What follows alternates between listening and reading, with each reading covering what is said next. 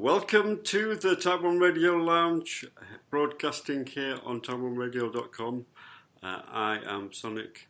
Welcome to the show, and I'm joined this evening by Steve and Fanny. Hi. Hello. And Swami. Namaste and blessings.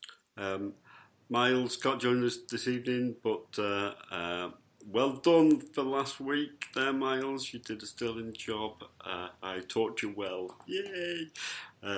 So I'll just hand over. I forgot to mention Type1.com, though. I just remembered when you said that there. Oh. What? What he forgot? I'm nitpicking. Okay, so... It's hard to find fault with anything Miles does. He's a total trooper. Well done, mate. It was nice to meet you the other night, though. And I hope you're enjoying your break in Amsterdam. He's in Amsterdam. Oh, nice.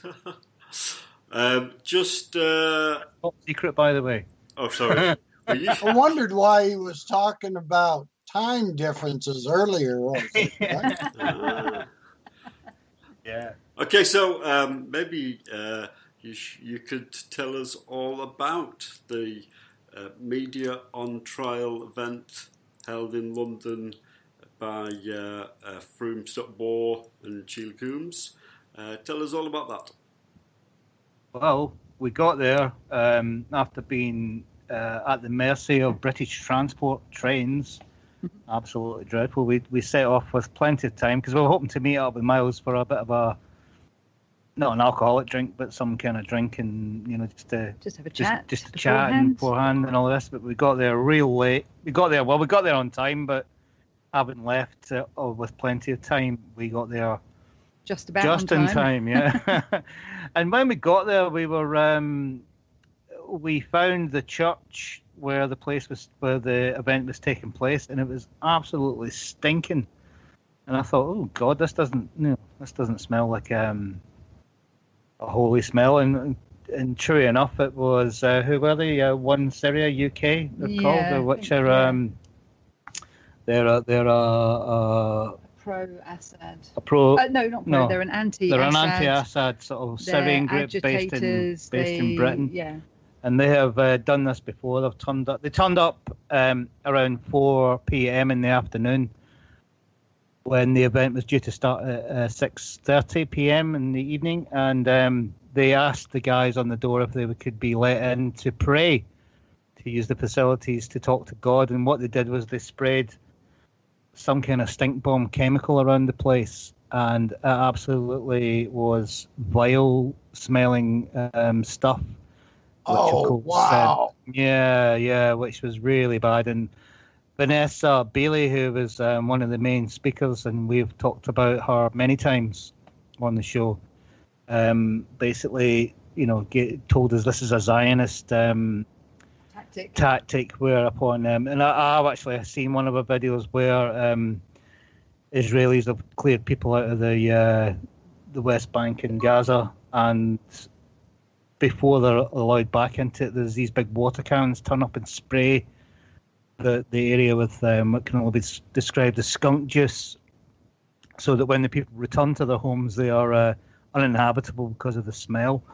And so they duly did this, and but it didn't deter anyone. And when the talk actually started taking place, a young man and a young lady got in, and they unveiled a Syrian flag and held up images of Syrian children dying, and these. I don't know what was on those images actually. Well, I could just make out there was babies for sure, and I could make out the red of what was obviously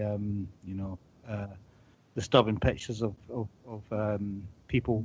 Yeah, they were just ignored really, and everything. Yeah, first they were ignored, and then some people started shouting, "Get these slaughterers out of here!" And after that was voiced, it became a bit of a kerfuffle.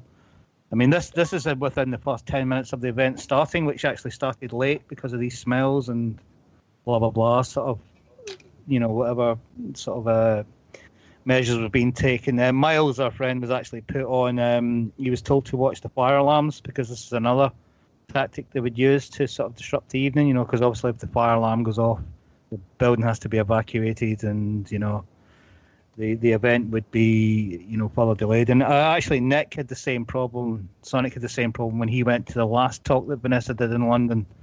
In this, I can't say for certain if it was the same group, but it probably was. But somebody shouted to these people who were protesting and holding up the flags, because they were holding up flags in front of the live stream cameras, and some person shouted, "Well, let them, let us observe free speech." And when somebody shouted that, Vanessa jumped to her feet and she yelled, she gave them something of a piece of her mind, which some free speech. It was to the people who are defending this free speech are defending people who have used, napalm or whatever on their own people. So that's what free speech gives you. Imagine if you're going to give them. She didn't say they've used napalm on their own people. She said these people have used these tactics, which are Zionist tactics. They've used this method in a church to desecrate the church, and that's right. And then imagine what they would do. If imagine these people if they had guns, and and I'm just going to post something in the chat as well. In fact, I'll read it out actually, because this is something that was sent to. It was put up on Facebook. I think Vanessa Beeley shared it. It's from Abdu Haddad's post.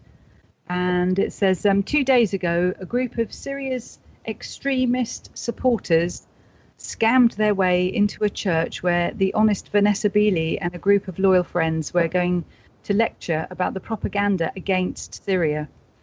These ingrates distributed some sort of foul-smelling liquid in the church without any respect or regard whatsoever to the holiness of this place. This brought to my mind the first hours of our returning to our beloved town, Malula, on April the 14th, 2014, after it was occupied by the same fanatical rebels and terrorists. We found our 2,000-year-old churches full of their stench and garbage and all sorts. I refrain from disclosing any further descriptions because I'm trying hard to remove these atrocious scenes from my memory. Most of the traitors of Malula are now in Europe, acting as refugees and spreading their culture of poison and hatred everywhere. I am sure that these ingrates are more happy to desecrate a church in the middle of London, as their mates did in Malula, in order to sabotage Vanessa and her colleagues' event. They are also passing on this mentality to their children. I believe that the UK has lost the battle against them. Has lost the battle against them long time ago, and we in Syria remain one of the last defences against the spread of their fanaticism and culture of sectarian racism. I stand in solidarity with you, Vanessa. Blessings from Malula. So that was quite a nice little comment that she made to kind of underline how disgusting and just how nasty these people are being, and what they're up to, and how they were indeed inhibiting the free speech that was trying to be displayed there, seeing as it was an event that was highlighting how free speech has been deprived in the British press, and around the world, of course.